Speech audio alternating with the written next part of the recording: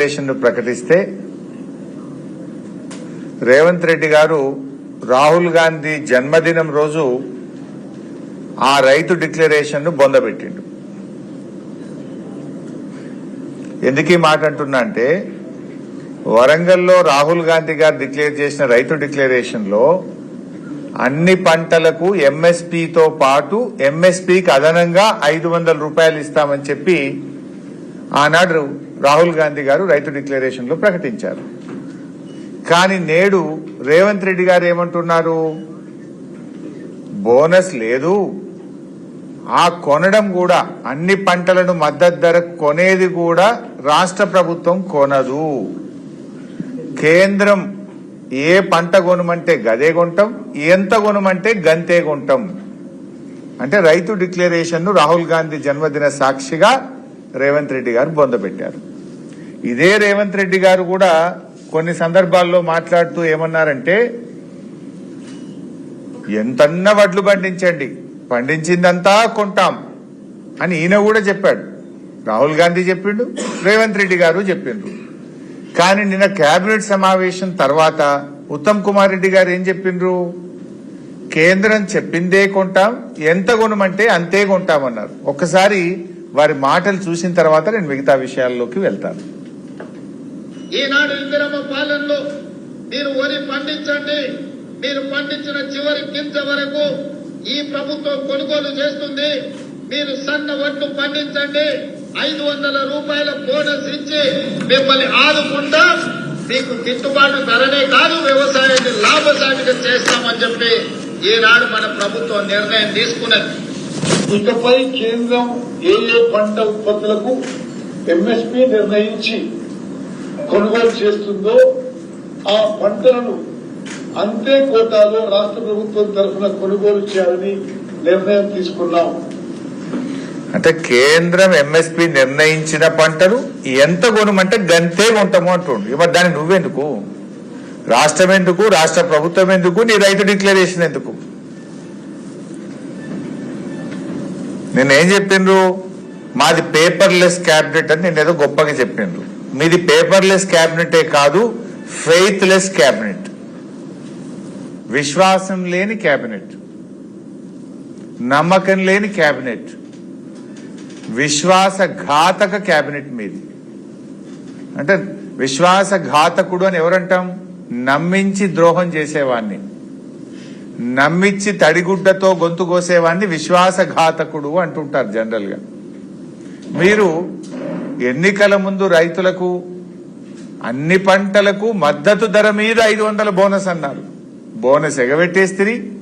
ఇప్పుడు ఆ మద్దతు ధర కూడా లేదు, మేం కొనమని చేతులు ఎత్తేసారు. పంటల కొనుగోళ్లపై నిన్న కాంగ్రెస్ ప్రభుత్వం చేతులు ఎత్తేసింది. అంటే ఆనాడు ఎన్నికల ముందు మద్దతు ధరే కాదు, చివరి గింజ దాకా కొంటాం, 500 బోనస్ ఇస్తామని, ఇప్పుడు బోనస్ లేదు, పంటలు కొనము, మాకు సంబంధం లేదు అని ఇవాళ రైతుల పట్ల నమ్మక ద్రోహాన్ని ఇవాళ కాంగ్రెస్ ప్రకటించింది. కాంగ్రెస్ బేషరతుగా క్షమాపణ చెప్పాలని చెప్పి మేము డిమాండ్ చేస్తా ఉన్నాం. రాష్ట్ర రైతాంగానికి చెంపలేసుకొని మీరు క్షమాపణ చెప్పాలి. అంటే కేంద్రం కొనుమంత కొంటాం, కేంద్రం ఏ పంట కొనమంటే గదే కొంటాము అంటే రాష్ట్ర ప్రభుత్వం తన బాధ్యతల నుంచి ఇది తప్పించుకోవడమే అవుతుంది. ఎందుకు ఈ మాట అంటున్నంటే, కేసీఆర్ గారు ముఖ్యమంత్రిగా ఉన్నప్పుడు కేంద్రం కొన్నా కొనకపోయినా అన్ని పంటలు కూడా కొన్నారు కేసీఆర్ గారు, రైతుకు మద్దతు ధర కల్పించింది కేసీఆర్ గారు. కానీ నువ్వేమంటున్నావు, కేంద్రం కొనుమన్నదే కొంటా, ఎంత కొనమంటే గంతే కొంటా అంటున్నావు. దానికి మరి నువ్వెందుకు హ్యాపీకనా, నువ్వు చేసేదేంది? దీన్ని బీఆర్ఎస్ పార్టీ తీవ్రంగా వ్యతిరేకిస్తుంది. ఈ నిర్ణయాన్ని బేషరతుగా ఉపసంహరించుకోవాలని చెప్పి రాష్ట్ర రైతాంగం పక్షాన బీఆర్ఎస్ పార్టీ డిమాండ్ చేస్తుంది. నంబర్ 1. నంబర్ 2, ఇప్పుడు నిన్న ఉత్తమ్ కుమార్ రెడ్డి గారు చాలా జాగ్రత్తగా రాసుకొచ్చిన కాగితం చదివాడు, కేర్ఫుల్ గా మాట్లాడాడు. మద్దతు ధర విషయంలో కేంద్రం నిర్ణయించిన ధరకు కేంద్రం కొనుమన్న పంటను కొనుమన్నంతనే కొంట అని చాలా జాగ్రత్తగా కాగితం పట్టుకొని చదివాడు. ఇక్కడ రైతాంగం అర్థం చేసుకోవాల్సింది, ఇప్పుడు కేంద్రం కొనుమన్న పంటను అన్నాడు. మొక్కజొన్న కేంద్ర ప్రభుత్వం కొనదు, జొన్నలు కేంద్ర ప్రభుత్వం కొనదు అంటే వచ్చే సంవత్సరం నుంచి నువ్వు మక్కలు కొనవు, జొన్నలు కొనవని చెప్పినావా ఉత్తమ్ కుమార్ రెడ్డి? కేంద్రం కొనుమన్న పంటనే కొంటాడు. మరి కేంద్రం మక్కలు కొంటలేదు ఇప్పటిదాకా ఈ రాష్ట్రంలో, జొన్నలు కొంటలేదు. కేసీఆర్ గారు ఉన్నప్పుడు మక్కలైనా జొన్నలైనా కేసీఆర్ ప్రభుత్వమే కొన్నది, నష్టం వచ్చినా రాష్ట్ర ప్రభుత్వమే భరించింది, రైతుకు మాత్రం మద్దతు ధర అందించింది అది బీఆర్ఎస్ ప్రభుత్వం. నువ్వేమంటున్నావు? కేంద్రం కొనుమన్న పంటనే కొంటా అంటున్నావు. కేంద్రం ఎంఎస్పీ మాత్రమే ప్రకటిస్తుంది తప్ప మక్కలు జొన్నలు కొనదు అంటే ఇవాళ నుంచి నువ్వేం చెప్పినావు? ఈ వానకాలం నుంచి ఇక మక్కలు కొనమని చేతులు ఎత్తేసినావా ఉత్తమ్ కుమార్ రెడ్డి? జొన్నలు కొనమని చేతులు ఎత్తినావా రేవంత్ రెడ్డి? అదేవిధంగా పప్పు దినుసులు, నూనె విత్తనాలు, ఈ రెండు పంటలు కూడా కేంద్రం 25% మాత్రమే కొంటది. అంటే కందులు, పెసర్లు, శనగలు, సన్ఫ్లవరు, ఇవి కేంద్ర ప్రభుత్వం 25% మాత్రమే ఆ రాష్ట్రంలో పండిన పంట కొంటది. అంటే వచ్చే సంవత్సరం నుంచి ఒక రైతు ఎకరాలో 10 క్వింటాల కందులు తీస్తాడు. అంటే 2.5 క్వింటాలు నువ్వు కొంటావు, 7.5 క్వింటాలు బయట అమ్ముకోమని చెప్తున్నావా? పెసర్లు 6-7 క్వింటాలు వస్తాయి అంటే 2 క్వింటాలు కొంటా, మిగతా 4 బయట అమ్ముకోమంటున్నావా? సన్ఫ్లవర్ 8-10 క్వింటాల దాకా వస్తుంది అంటే 2 క్వింటాలు కొంటా, 7-8 బయట అమ్ముకోమంటున్నావా? అంటే నువ్వు కొనవన్నట్టు. కేంద్రం చారణ కొంటే నేను కూడా చారణ కొంటే ఇక బారాన మీ ఇష్టం. ఇక ఏది దళారుల దయా దాక్షిణ్యం, మార్కెట్లో ఎంతకైతే గంతకు అమ్ముకోరు, ఏమన్నా కానీ మాకు సంబంధం లేదని చేతులు ఎత్తున్నాడు ఇవాళ రేవంత్ రెడ్డి.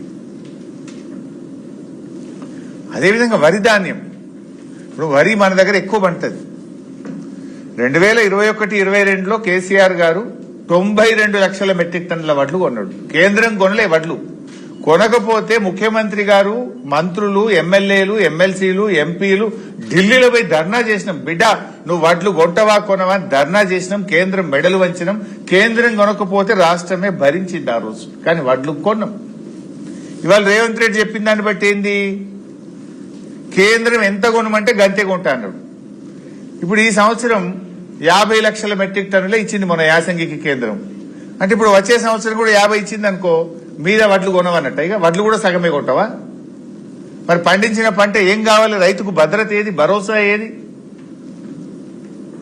అంటే రైతన్న నడి రోడ్డు మీద ఇక వదిలిపెట్టదలుచుకున్నావా నువ్వు? అంటే పంటల కొనుగోలు విషయంలో కాంగ్రెస్ పార్టీ ఇలా చేతులు ఎత్తేసింది. కొనుగోళ్ల నుంచి రాష్ట్ర ప్రభుత్వం తప్పుకుంటుంది ఈరోజు. ఇంకా జోక్ ఏందంటే, నిన్న ముఖ్యమంత్రి గారు, కొంతమంది మంత్రులు చెప్తున్నారు వరి వేయకండి, ప్రత్యామ్నాయ పంటలు వేసుకోండి. మరి ప్రత్యామ్నాయ పంటలు వేసుకోమంటున్నావు, సరే, దానికైనా భరోసా ఇస్తున్నావా? నేను కొంటా, మద్దతు ధరిస్తా అని చెప్తున్నావా?